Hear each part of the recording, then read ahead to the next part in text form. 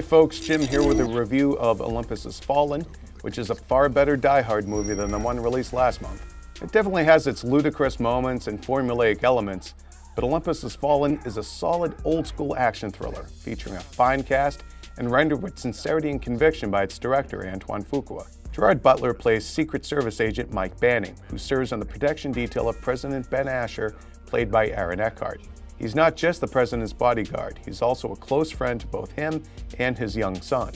But Banning is sidelined after tragedy strikes the first family. He later gets a chance to redeem himself when terrorists attack the White House and capture the president and his staff.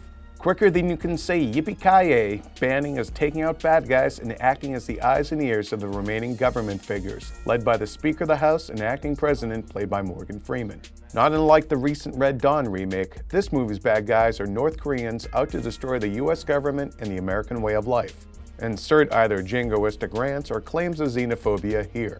The villain is named Kang, played by Die Another Day's Rick Yoon, who seeks a united Korea in a destroyed America. His character really is just evil with a capital E, despite a few "you're no better than us" type jabs at the president. I'm sure many will find his character unappealing for a variety of politically charged reasons, but Olympus Has Fallen is a cartoon painted in black and white, not in shades of gray.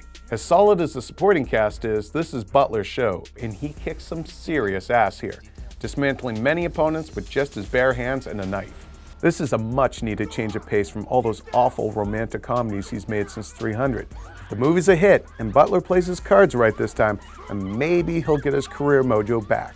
Olympus Has Fallen has a solid cast, some great fights, and isn't quite as preposterous as it might seem. If you're in the mood for an old-fashioned ass-kicking action film, then Olympus Has Fallen might be the flick for you. IGN's giving Olympus Has Fallen a 7.5.